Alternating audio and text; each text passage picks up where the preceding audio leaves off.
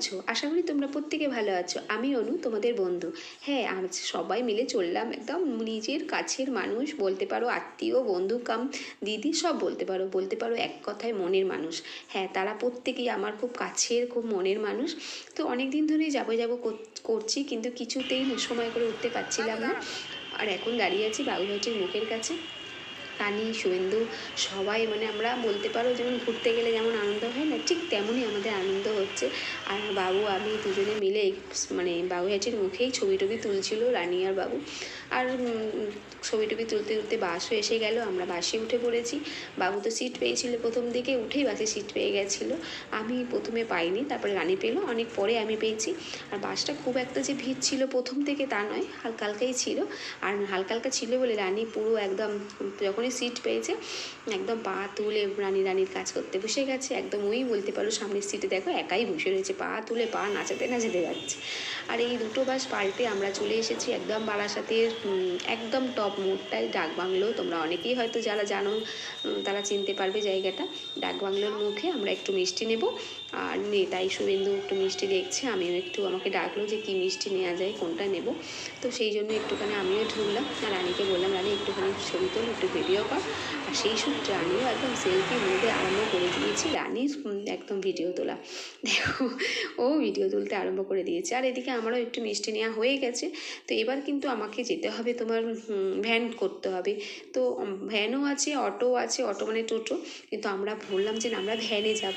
আর ভ্যানে যাওয়ার সময় সে কি মজা, রানী দেখো পুরো 50% পুরো ভ্যানে শুয়ে আর পা নাচা, পাটা দেখেছো কেমন দোলাতে দোলাতে যাচ্ছে।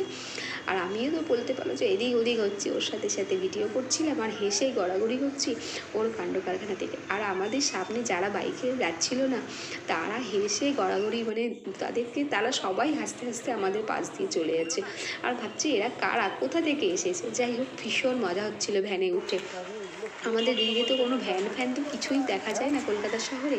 আর বলতে বলতে ভ্যানে করে নেমেও গেলাম। আর দেখো এসে গেছি আমাদের বাড়িতে, গন্তব্যস্থলে পৌঁছে গেছি। হ্যাঁ, ইনি হচ্ছেন সুকান্ত দা, আমার খুব মানে কাছের দাদা বলতে পারো। আমার 3টে দাদার মতোই, আমি এই দাদাকে সম্মান দিই, ভালোবাসি। আর এই হচ্ছে আমাদের মিলিদি। আর এখানে সমস্ত রান্নাবান্না একদম গুছিয়ে একদম, এখন বাজে মনে হয় 11:30 কি 11:15 হবে। দেখো রান্নাবান্না পুরো কমপ্লিট করে স্যালাড তৈরি করছেন। আর একদম আসার সঙ্গে সঙ্গে আমাদের চা বিস্কুট ফিস্কুট দিয়েছে, জমিয়ে আড্ডা মারা হচ্ছে।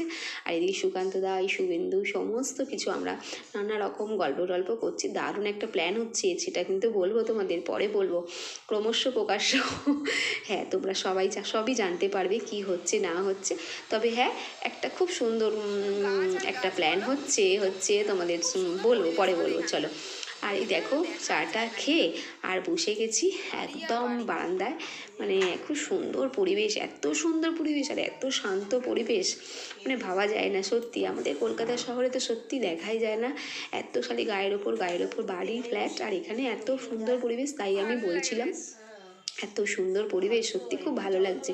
এখানে আসলে না দুদিন আমি বলো শুভেন্দু বলো দারুণ মজা করি এখানটা আসি। দেখো খাওয়া দাওয়া এগুলো তো আছে, এগুলো না হলে হয় না। একটা আনন্দের পার্টির মধ্যে খাওয়া দাওয়া থাকে যেমনি তেমনি থাকে কিন্তু মনের কথা, তাই না বলো, পরিবেশ সমস্ত কিছু মিলিয়ে একটা ভালো লাগে। খাওয়া দাওয়া করার পরে একদম উঠে গেছি ছাদে। ছাদে রোদ পোয়াতে উঠেছি, সবাই মিলে আনন্দ করছি, গল্প করছি। আর একটা জায়গায় আমরা এতদিন যেখানে যেখানে গেছি তার সব পুরনো স্মৃতি আলোচনা করা হচ্ছিল। সব কিছু মিলিয়ে মিশিয়ে খুব ভালো লাগছিলো গল্প করতে ছাদে। আর ছাদে এত সুন্দর রোদ এসেছিল, আর সমস্ত দুপুরে খাওয়া দাওয়া করার পরে শীতের সকাল দুপুর দারুণ লাগছে, মানে খুব ভালো লাগছিলো খাওয়া দাওয়া করে ছাদে গল্প করতে। কিন্তু এই সময়টা না আমার আবার দাঁতে একটু ব্যথা হচ্ছিল, মানে কেমন যেন একটা দাঁতে হালকা ব্যথা হচ্ছিল। মানে ভাত টাত খেয়েছি তো গরম গরম, মানে গরম, মানে থেকেও বড় কথা কী বলো তো, যে হালকা কিছু বেশি চিকেন কিংবা মাটন খেলেই না হালকা পেন হয় আমার দাঁতে এখন। তো যাই হোক, একটু ডাক্তারকে আমাকে দেখাতে হবে। ঠিক সেই সময় আমার এই সময়টা আর কি, আর দাঁতে হালকা পেন হচ্ছিলো, কিন্তু তারপরে সব ঠিক হয়ে গেছিলো। আর এদিকে দেখো আবার নিচে নেমে আসলাম দুপুরের ছাদ থেকে আসার পরে, না আবার নিচে নেমে আসলাম, নিয়ে আমরা আবার সেই একই কী করবো গল্প করছি। হ্যাঁ, কী হবে, একটা জায়গা প্ল্যান করছি, সেই জায়গাটা কীভাবে হবে, কী করবো, নানা রকম প্ল্যান চলছে সবাই মিলে। আর আমাদের আগের স্মৃতি যেগুলো যেখানে যেখানে গেছি, অনেক জায়গায় গেছি, সেসব জায়গার ছবি গল্প সব আলোচনা হচ্ছিল। তারপরে আমরা বেরিয়ে পড়লাম সন্ধেবেলায়, চা টা খেয়ে বেরিয়ে পড়লাম কোথায় বলো তো, আর এক দিদির বাড়িতে। হ্যাঁ, আমাদের যে আমরা যার সাথে ঘুরতে যাই, আমাদের ট্যুরের যে কজন থাকে দিদি দেখালাম না, তাদের বাড়িতে যাচ্ছি। তাদের বাড়িতে আবার ডিনারের নেমন্তন্ন, মানে এত কিছু রান্নাবান্না করে তারপরে আবার ডিনারের নেমন্তন্ন। আমরা তো বললাম যে এত কিছু মানে দুপুরে খাওয়া দাওয়া হয়েছে, ডিনারের জন্য পেটে জায়গাই নেই, কিন্তু না, খাওয়াবেন। আর বললো তোমরা তাড়াতাড়ি চলে আসো। মিলিদিরাও বেরিয়ে গেল, আমরা একটুখানি রেস্ট চেঞ্জ করে একটু পরে বেরালাম আর কি। আর বেরিয়ে তারপরে মেয়ে বললো, তারপরে রাজ, সুকান্ত তার ছেলে, তারা সবাই বললো যে একটু ফুচকা খাবে। তা আমরা বললাম চলো, কলকাতার তো ফুচকা খেয়েছি, টেস্ট তো করেইছি, তাই ভাবলাম যে এই বারাসাতের ফুচকাগুলো কেমন হয় একটু টেস্ট করব, একটু খাবো। আর এখানে হঠাৎ দেখছি যে এখানে লাইটও লাগিয়েছে, কিসের জন্য হয়তো আশেপাশে কোনো বিয়ে টিয়ে আছে কিনা, বেশ 2-4 জায়গায় দেখলাম একটু লাইট ফাইটও লাগিয়েছে। তো আমি তারপরে প্রত্যেকে মিলে একটু ফুচকা খেলাম। আর ফুচকা খেয়ে দেখলাম এখানে আমাদের কলকাতা শহরে কী হয়, 10 টাকায় দেয় 4টে, কিংবা এরকমই দেবে, 10 টাকায় 4টে দেয়, কোনো জায়গায় দেয় 4টে 5টাই দেয়, মানে এটা তাও ফ্রি নিই। আর এখানে দিল 7খানা নর্মাল ফুচকা, 10 টাকা 7টা দিল, প্লাস একটা তোমার এক্সট্রা দিয়েছে 8টা। তো 8টা ফুচকা জল দিয়ে ভরে সত্যি ভালোই লাগে, মানে 10 টাকার খেলে পেট ভরে যায়। আর কলকাতা শহরে 10 টাকার খেয়ে তোমার একদম পেট ভরবে না, মনও ভরবে না, সব থেকে বড় কথা। যাই হোক, আমরা ফুচকা খেলাম। আর ওদিক থেকে খালি ফোন আসছে, তোমরা কোথায় আছো? আমরা বললাম মিলিদি দেখো আমরা একটু ফুচকা খাচ্ছি, ফুচকা খেয়ে আসছি। আর মিলিদি বলছে হ্যাঁ তোমরা আবার ফুচকা খাচ্ছ, তাহলে তোমরা আমরা এই যে আলুর চপ এনেছি, তারপর সমস্ত মুড়ি চানাচুরের আয়োজন করা হয়েছে, সেগুলো কে খাবে?